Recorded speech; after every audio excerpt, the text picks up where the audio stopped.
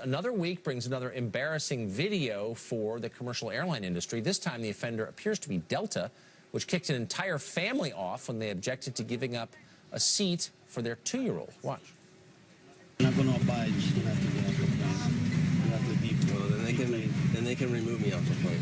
You and your whole So then family. it's going to be a federal offense, and then you and your wife will be in jail, and your kids will be.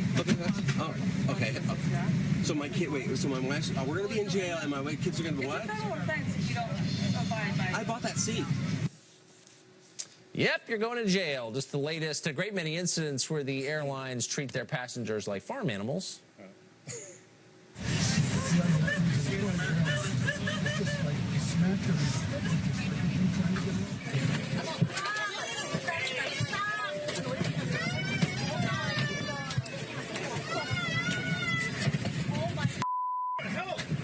Crazy.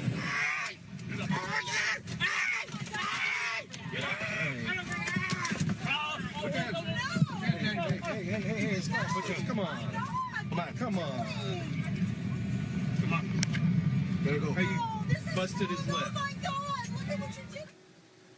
Looks like the Korean Parliament, but it's not. It's commercial air travel in America. What exactly is going on here? Joining us now, Fox business anchor Cheryl Casoni, who once worked as a flight attendant, and one of our favorite writers in the world, Mark Stein. Thank you to you both. Mark, you've lived all around the world. You've got perspective on airlines. Are ours especially bad? I think they're the worst in the world. You know, I have a reputation. No disrespect to Shell. I have a reputation as a notorious Islamophobe, second to none. But I would rather Royal Jordanian or Emirates or Qatar took over every single U.S. airline. This should embarrass Americans. They should be ashamed of themselves. What happened to all the "Don't Tread on Me" T-shirts? I keep seeing it at all the airports. You get in the plane and they tread all over you. No, Mark, come on. So you think Delta's better than Emirates? Is that what you're saying? I wouldn't say that. No, I heard Emirates is actually a lovely airline. Pretty beautiful airline. But no, but look, we've got a war in the skies. But, you know, it's each of these incidents, there's always a backstory. And if you look at that family on the Delta flight that was leaving Hawaii, the backstory is they didn't have the rights to that seat because the name on the ticket did not match the child's name. Now, if you look at the entire video, which I've watched twice, you see that there was some mistakes made by the gate agent, but it was human error. You see a lot of apologizing, trying to work with the guy. He just didn't want to get off the plane. He was actually wrong in this situation. An airline ticket and a passenger name have to match. But, okay, I think that's a good point. But in every one of these issues, there's a backstory. David Dow, another backstory. But here's what's different. So if you have a dispute in a restaurant, if you order French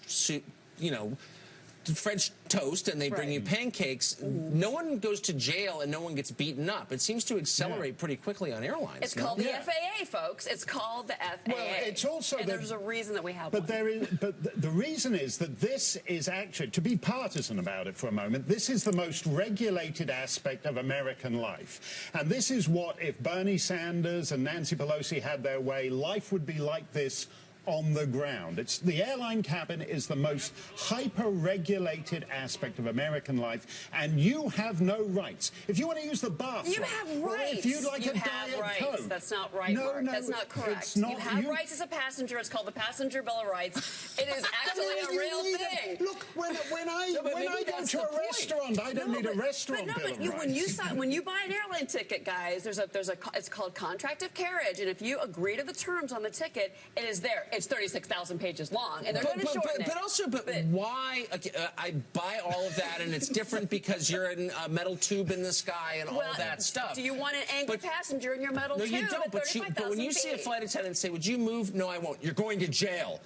That seems pretty authoritarian, right? If you listen to the woman's voice, the gate agent, who I think it was a supervisor, the Delta case, she's like, "Look, this is how it's going to go down." They tried to coax him off the plane, and he just wouldn't leave. And so finally, they came down to those last two options. I'm not saying it's right. And every incident has been different. Certainly, I don't think that American Airlines flight attendant meant to hit a woman with two 15-month-old toddlers in her hand with her own stroller. But that was a bad situation. If you go and buy a blue cardigan and you come back late and said, "Oh, I'd like a red one," the store clerk doesn't say, "Well, we got this 36,000-page cardigan purchaser's bill of rights, and if you get to pay page 35,437. You're screwed. You're going to be wearing that red cardigan for the next 20 years, and you're going to like it. And if you complain, we'll punch you in the face and charge you with a felony. And they just say to hell with it. The manager says, give her the blue cardigan and get her out of here. It's what about that? That's such a good point. Why not just say, you know what, your kid can sit in the seat. We're not going to send you to prison. Yeah. That's in a paraphrase. That's kind of what happened. But they were being they were again trying to coax that passenger up. But can I make a point here, guys? Look, thousands of flights every day take off and land safely with no incident. But now with phones, with smartphones, everyone wants their YouTube moment. And I'm sorry, but who was videotaping that entire incident on the Delta flight? That's a fair point. But I don't see any videos coming off Emirates or Singapore Airlines. No, or Qantas, as the Australian Prime Minister would tell you. But there's actually a serious point here. You know, on 9/11, guys with box cutters killed thousands of people.